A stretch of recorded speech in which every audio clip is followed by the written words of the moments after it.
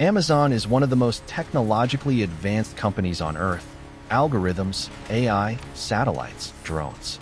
And yet, at the core of how it keeps 9 million sellers honest, it's running on a principle that has nothing to do with technology. It's the same principle Genoese and Maghrebi traders used in the Middle Ages, before contract law, before banks, before the printing press. The tools changed completely. The logic didn't change at all. Imagine mailing a stranger $500 in cash. No tracking number, no bank guarantee, no court you could realistically take them to. Just a letter promising that in a few weeks, they'll mail something back to you. Would you do it? That uneasy feeling is the entire problem this video is about. How do you cooperate with someone you cannot verify, cannot punish, and have no relationship with? Economists have a name for this. They call it the fundamental problem of exchange. Trade requires acting before you know whether the other person will honor the deal. For most of human history, that single fact made long-distance trade nearly impossible. An 11th century merchant shipping goods across the Mediterranean faced this exact bet. No police force, no cross-border court, no bank standing behind him. If his trading partner cheated him, the money and the goods were simply gone. That should sound familiar. The internet brought this same problem back, just at a much bigger scale. Buying something from a stranger on the other side of the world, someone with no relationship to you and no obligation to follow your local laws, is structurally the same bet. It just happens faster, and it happens by the millions. And the problem resists the two easiest fixes. You can't lean on personal relationships because you don't actually know most of the people you're trading with. And you can't lean on legal enforcement because it's slow, expensive, and often doesn't reach across the distance involved at all. So how did merchants with no courts, no banks, and no way to enforce a contract actually solve this? They built something almost invisible. No headquarters, no official name, no paperwork filed anywhere, and it worked better than the law did. The clearest record of this comes from the economic historian Avner Greif, who studied a group of Jewish merchants trading across the Mediterranean in the 11th century, known as the Maghrebi traders. These merchants faced a specific version of the trust problem. To sell goods in a distant port, they needed someone there to receive the shipment, sell it, and handle the money. That meant relying on an overseas agent, someone who could easily just steal the goods and disappear. There was no court that could touch him. The solution wasn't a contract. It was a community. Maghrebi merchants only worked with agents who belonged to the same tightly connected trading network. And within that network, information moved fast. If an agent cheated one merchant, word of it spread to the others. Once it did, every merchant in the group would refuse to do business with that agent again. Not just the merchant who got cheated. All of them. Permanently. Greif calls this a multilateral reputation mechanism. The punishment for cheating wasn't a fine or a lawsuit. It was exile from the entire network of trade. And because that network controlled access to nearly all of a merchant's future business, being cut off from it was far more costly than whatever could be gained by cheating once. Notice what's actually doing the work here. The system didn't depend on individual merchants being trustworthy people. It depended on information. Specifically, on the fact that bad behavior would become known, and that knowledge would be shared collectively and acted on collectively. Trust wasn't a personal quality. It was a side effect of a network that made dishonesty expensive. This system worked remarkably well for what it was built for. A closed group of a few hundred merchants who largely knew of each other, operating across a handful of Mediterranean ports. But that also reveals its limit. What happens when you're no longer dealing with a few hundred known merchants, but millions of strangers who will never be part of any shared community at all? That's exactly the problem a company like Amazon would eventually inherit 900 years later. Amazon couldn't rely on a tight-knit community that talks to each other, because at planetary scale, no such community exists.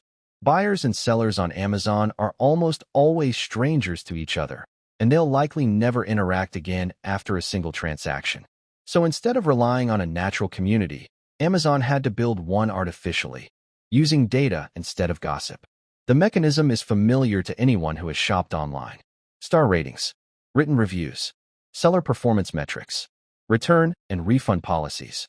Each of these does the same job the Maghrebi merchants network did centuries earlier. It takes information that would otherwise be scattered and private, one buyer's individual experience with one seller, and turns it into a visible signal that everyone else can see and act on. The parallel goes deeper than just reviews, though. Amazon's ranking algorithms effectively automate collective exclusion. A seller who accumulates enough negative signals doesn't get sued or fined in any traditional sense. Instead, their listings drop in search results, their account gets restricted, or in serious cases, they get banned from selling on the platform altogether. That's strikingly similar to what happened to a dishonest agent in the Magribi network. Word spread, and the group simply stopped doing business with him. Amazon just runs that same process through software instead of word of mouth.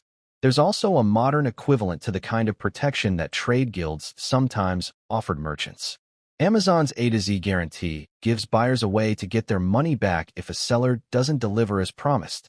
It shifts some of the risk of a bad transaction away from the individual buyer and onto the platform itself, similar to how guild membership could offer merchants a layer of protection historical courts couldn't. The difference in speed and scale, though, is enormous. What once took weeks of letters traveling between Mediterranean ports now happens in milliseconds, across hundreds of millions of buyers and sellers who will likely never speak to each other, let alone build a relationship. But strip away the technology, and Amazon's rating system isn't just a helpful feature bolted onto a shopping website. It's the actual structural foundation the entire marketplace rests on.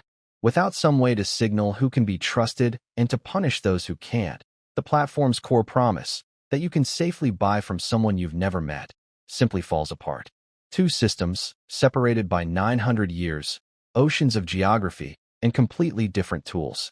But strip away those tools and look only at the underlying logic, and something strange starts to happen. They begin to look like the same machine. Let's strip both systems down to their bare mechanics and ask a simple question. What is actually doing the work here? In both cases, the same basic equation is running underneath everything. Information about past behavior, combined with real consequences for bad behavior, produces trust between strangers. Neither system depends on morality as its main enforcement tool. Neither depends on legal contracts, either. Both depend on something more practical, the fear of losing access to future opportunities. Economists call this reputational capital, and in both systems, it's the actual currency being protected. There's another shared mechanic worth noticing. Both systems take what would otherwise be a single, isolated transaction and turn it into part of a much longer game. A Magribi merchant and his agent might only handle one shipment together, but that agent's reputation followed him into every future deal with every other merchant in the network. The same is true on Amazon. A buyer and seller might interact exactly once, but the seller's reputation carries forward into every transaction after that, with completely different people. Neither system requires repeated contact between the same two parties. It only requires that information about behavior keeps traveling forward. Once you see that shared skeleton, the similarities start piling up quickly. Both systems rely on decentralized enforcement. Neither has a central government court sitting at the middle of it, issuing rulings. Instead, both rely on a distributed network, whether that's a community of merchants or a platform's user base, to notice bad behavior and respond to it. Both treat reputation as the core asset worth protecting, often more valuable in practical terms than any single transaction could ever be. Both punish primarily through exclusion rather than direct retaliation. Nobody hunted down a dishonest Magribi agent to punish him physically. The network simply stopped doing business with him. Amazon doesn't send anyone to a seller's warehouse. It just removes their access to buyers. And both systems depend on aggregating scattered, private experiences into a shared signal that other people can act on before they've had any experience of their own. But it's worth being honest about where this comparison breaks down, because it does. The scale and speed are almost incomparable. The Magribi network involved a few hundred merchants who largely knew of each other, operating across months of travel time between ports. Amazon operates among hundreds of millions of anonymous participants, with feedback and consequences unfolding in real time. That's not just a difference in size. It changes the character of the problem itself. There's also a difference in how each system came to exist. The Magribi network was self-organized. It emerged from merchants cooperating with each other because it served their mutual interest, with no single person designing it or owning it. Amazon's system is the opposite. It was deliberately built, and it's centrally owned and controlled by one company, with its own commercial incentives shaping how the rules work. And there's a real weakness in the modern version that the ancient one didn't have to face. A Maghribi merchant couldn't simply invent a new identity to escape a ruined reputation. He was known, by name, within a small world. On a platform like Amazon, a banned seller can sometimes open a new account and start over, which is a documented and ongoing challenge for algorithmic trust systems. Scale doesn't just make the problem bigger. It creates loopholes that a small, closely knit community never had to deal with in the first place. That gap between what worked for a few hundred people and what's needed for hundreds of millions points towards something bigger than either of these two examples on their own. Every era seems to reinvent some version of the same basic tool, a reputation system, because the underlying problem, cooperating with strangers, never actually disappears. Only the available technology for solving it changes. Credit scores, eBay feedback, rideshare ratings, academic peer review, even old guild membership marks, are all different versions of the same underlying invention, turning private information about someone's behavior into a public signal other people can act on. Which points to the actual transferable idea here. Trust at scale was never really about character. It's about designing systems where honesty becomes the rational, self-interested choice, not something people are simply hoped or trusted to choose on their own. The most durable systems, ancient or modern, share one design feature. They make losing your reputation cost more than whatever you'd gain by cheating just once. Every generation thinks it invented a new trust problem, but maybe it's the same ancient one, wearing new clothes. So tell me, what's a trust problem you've faced recently with almost no information to go on? Drop it in the comments.